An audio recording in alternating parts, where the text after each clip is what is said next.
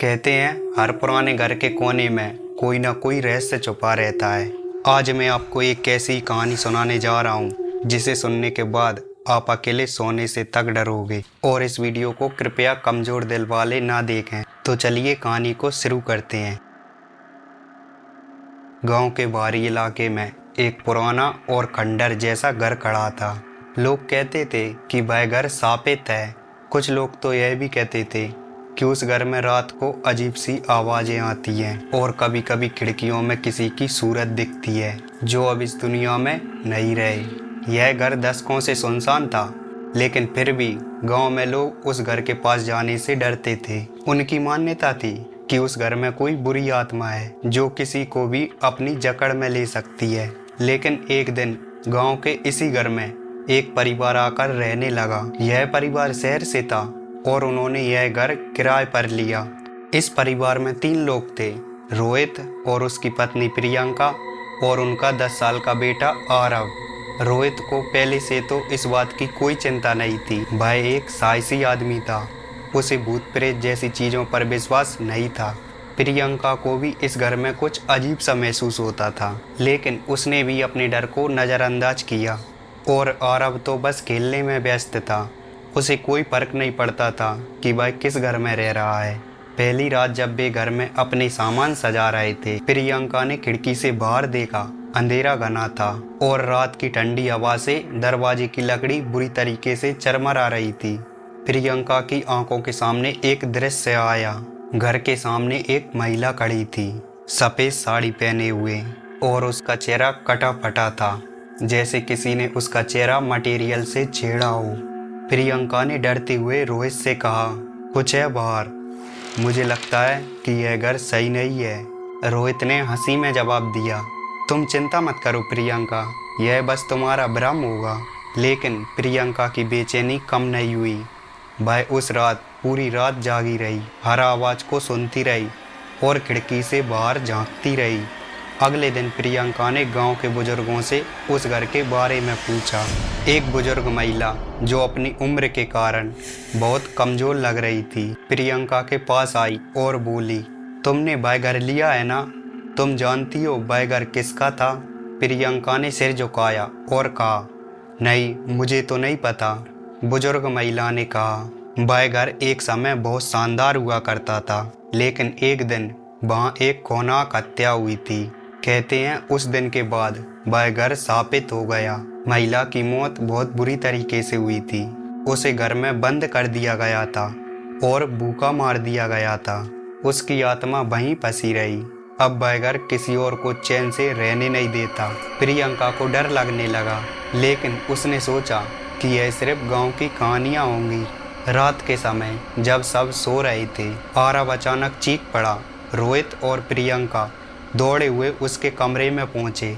रोहित ने पूछा, क्या हुआ बेटा?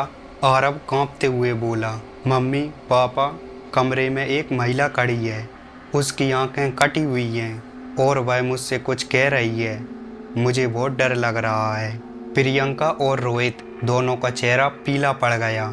प्रियंका ने तुरंत कमरे का दरवाज़ा बंद किया और आरव को अपने पास बुला लिया। वह समझ नहीं पा रहे थे कि आरव ने ऐसा क्यों कहा। क्या है उसकी कल्पना थी या फिर कुछ और? अगले दिन प्रियंका ने घर में पुराने दस्तावेज और तस्वीरें ढूंढने की कोशिश की। एक पुराने लॉकर से उसे एक फोटो मिली। यह वही महिला थी जिसने उसे रात को आरव के कमरे में देखा था। वह सफ़ेद साड़ी में खड़ी थी और उसकी आंखें गंभीर रूप से घायल थी। प्रियंका ने उस तस्वीर को रोहित को दिखाया। प्रियंका ने पूछा, क्या ये वही महिला है? रोहित ने फोटो को देखा और गहरी सांस ली। यह वही महिला है जो उस समय इस घर की मालिक थी। अब रोहित को भी यकीन हो गया कि यह घर सचमुच कुछ गड़बड़ था। उन्होंने घर के आसपास और अधिक जानकारी जुटाई और पता चला कि उस महिला का नाम लावनी था। लावनी का पति एक अमीर व्यापारी था, लेकिन उसकी पत्नी की हत्या उस घर में हुई थी। कहानियाँ बताती हैं कि अब भी उसकी आत्मा उस घर में भटक रही है और जो भी वहाँ रहता है वह उसका शिकार हो जाता है। धीरे धीरे रातें और भी खतरनाक होती गईं। कभी लावनी की चीखें सुनाई देती तो कभी उसकी साड़ी का सफ़ेद रंग रात को अंधेरे में चमकता हुआ दिखाई देता। प्रियंका और रोहित ने कई बार सोचा कि उन्हें यह घर छोड़ देना चाहिए, लेकिन फिर भी किसी कारणवश बेरोके रहे। एक रात प्रियंका और रोहित सो रहे थे तो उन्हें आरव की चीख सुनाई दी। प्रियंका और रोहित घबराए हुए उसके कमरे की ओर दौड़े। वे कमरे में पहुंचे तो देखा आरव का चेहरा सफ़ेद था और उसकी आंखें जैसे बाहर निकल आई थी। वह घबराए हुए बोला, मम्मी पापा, वह मुझे लेकर जा रही है, मुझे मत छोड़ो। प्रियंका और रोहित ने किसी भी तरह आरव को अपनी गोदी में उठाया और भागते हुए कमरे से बाहर आ गए। वह तीनों डर के साए में रह रहे थे और उन्हें एहसास हो गया कि इस घर को छोड़ देना ही उनकी सलामती है। अगले दिन उन्होंने अपने सारे सामान पैक किए और घर को छोड़ने का फैसला किया। वे बाहर जा रहे थे, तभी प्रियंका ने देखा वही सफ़ेद साड़ी वाली महिला उनके सामने खड़ी थी।